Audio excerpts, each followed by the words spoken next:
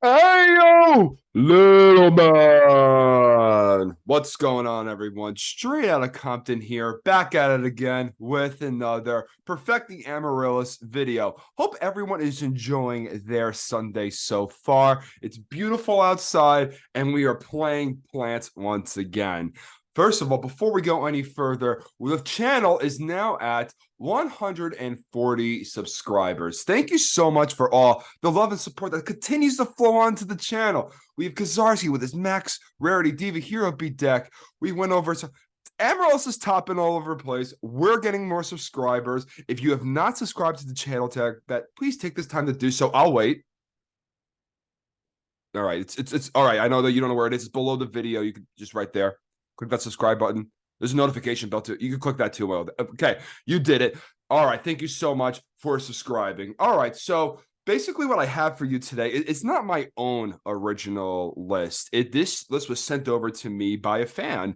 Nefarious. He just sent me. He was asking me questions about the cluster, the concept a Phoenixian cluster Amarillo. Like, why is this? Like, he was following me since my top, whatever that looks like.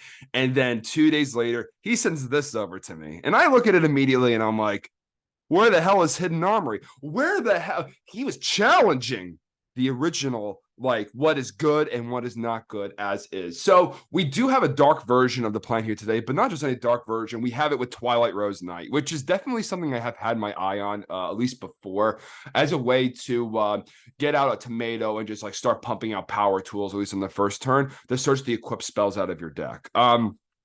Generally speaking, the what kept me away from this for quite some time is I don't like playing a lot of equip spells, right?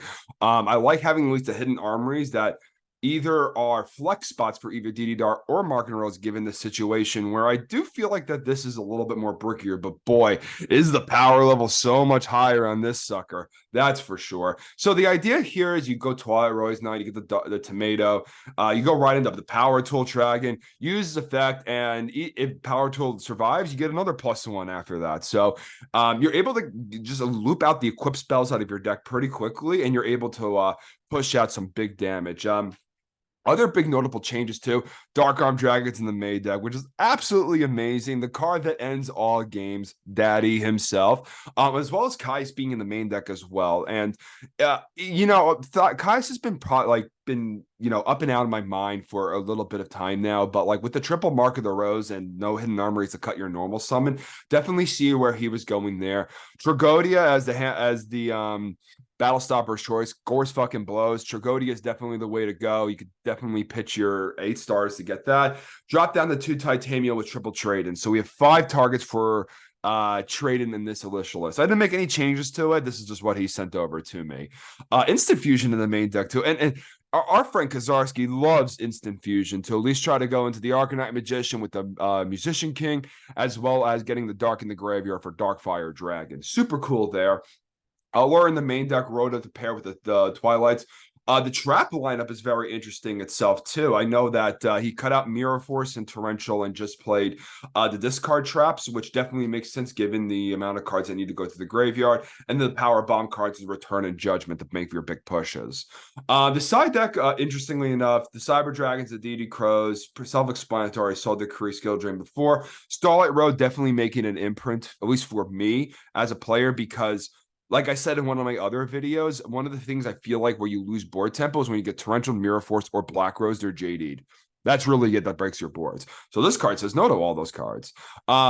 Interesting that we're playing the Power Pickaxe in the side deck. I do not like this card at all. Like I don't particularly find it makes sense to loop into.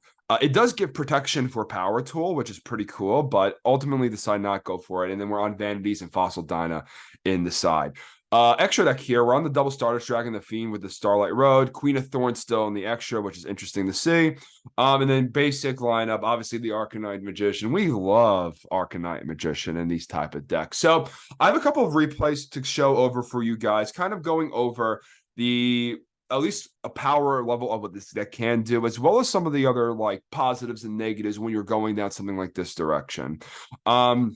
So we're going against Patrick first, and he wins the rock, paper, scissors, shoot.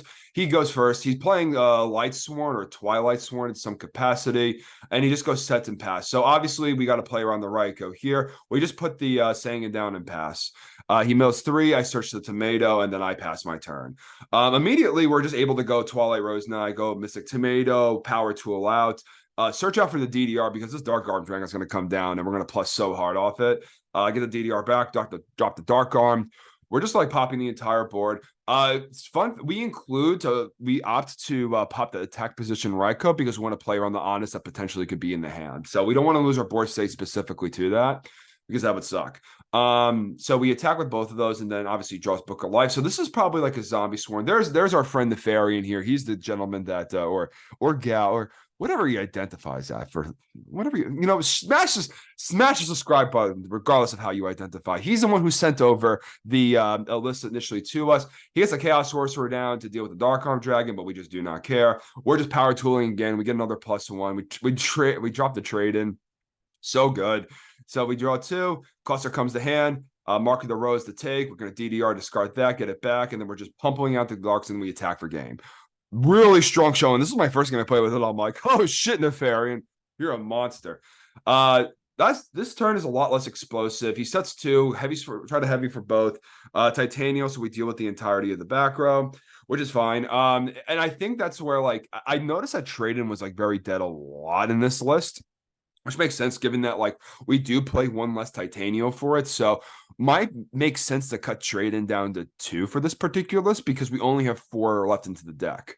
But obviously we take the 17 in from Mizuki. We top them Amaryllis because why not, right? And we just set our board because we know the heavy is gone. So this return is about to pop the fuck off. He goes Ekai's over. And guess what? We don't care because we're going to get the plague spreader to the deck. And I think this is like the thing I like a lot about this Tomato Edge. And I was playing this at locals the other day, kind of copying the RBT Orlando list. Shout out to that gentleman for getting 19th place once again. The coolest thing about this is that you could like tomato, get the tuner out of the deck, and then you have your snatch deal cards to crack back and take their monsters and just make big synchros, which we love making big synchros, baby. So we just brain control off the Caius. We end up returning, bringing this all back, because we're at game and the writing's on the wall. He knows where this is going to go. Return again, just being like just an outrageous card within its own regard. Second match here against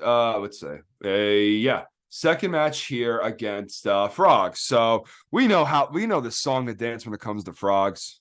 We wipe Frogs off the face of the earth. So we just draw and pass because we have Brain Kais. We don't want to like alert these things away. In my list on Friday, I opted to drop Allure of Darkness from the deck. It's one of those cards that feels like sometimes where like the cards in your hand are so needed. Like the darks that you play are needed that you never want to lure any of them away. But sometimes you have to because like Allure is just going to do nothing, whereas your potential to draw next cards that you draw can do something if that makes sense, right? He goes for Stratos and then he attacks. He would have flopped himself right into fucking Gores, but that's okay. We end the brain control here, and then we attack for the 1800. We sack off for the Kais because I felt like we just kind of needed to make a play there. And then we wrote it for the Rose Knight. We allured. I don't know if this was like the right play or not, but he rises us back, and I ended up like wanting to chain the Wing Blast because we change our mind, you know. Again, this is friendlies, right? So we don't try to do those things, and in friendlies, we let the opponent take our shit back, and even vice versa. You know, Yu-Gi-Oh give and Yu-Gi-Oh take it. We're all testing here. We heavy the back row just so we knew that he was redrawing the rise, and we don't want him to top deck the heavy again. So that's why we heavy there. Then we drew into Lone Fire, and then it turned on our entire hand. So we are able to have plants in the graveyard for Mark of the Rose. This instant, we chop Twilight and Rose Knight. We go right into the Dark Fire. We have 3 darks right in graveyard. We search the deck with Power Tool. We drop the Dark Arm Dragon to pop. And then after that, we're just we're going for game, baby. Going for game. So he takes all the damage like a man, which we love to see. Good stuff, Riley. And then it ended up like leaving the game, which is whatever. Again, that's the power level of the deck. Again, and then their next match over here is up against Frogs.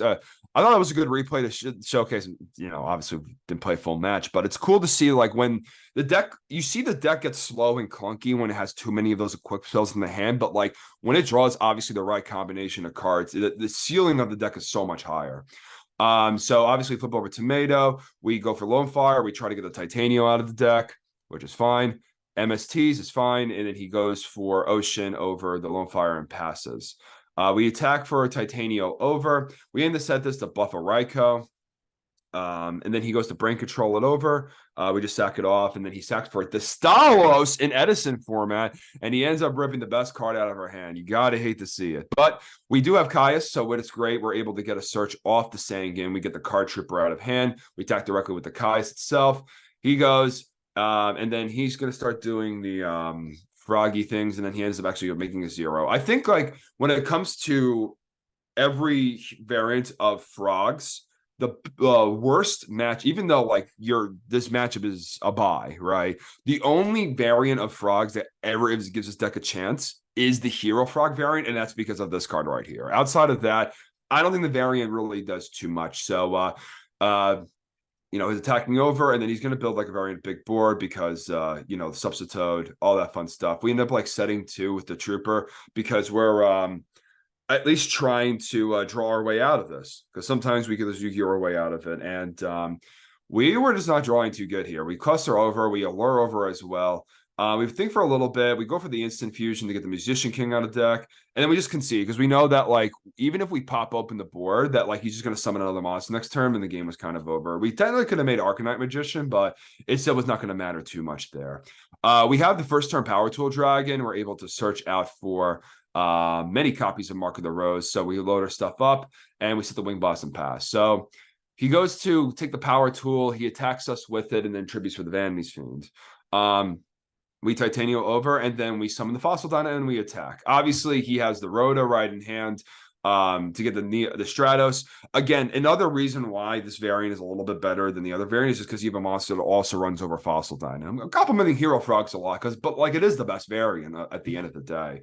Then we draw on the Card Trooper, which is a really good hit. So we try to attack. We're going to be able to see 2 cards next turn, which is very nice. We're taking a lot of damage, but like this is kind of like what I was referring to is you kind of have like your clunkiness with your equip spells and you're not seeing the right parts of your deck.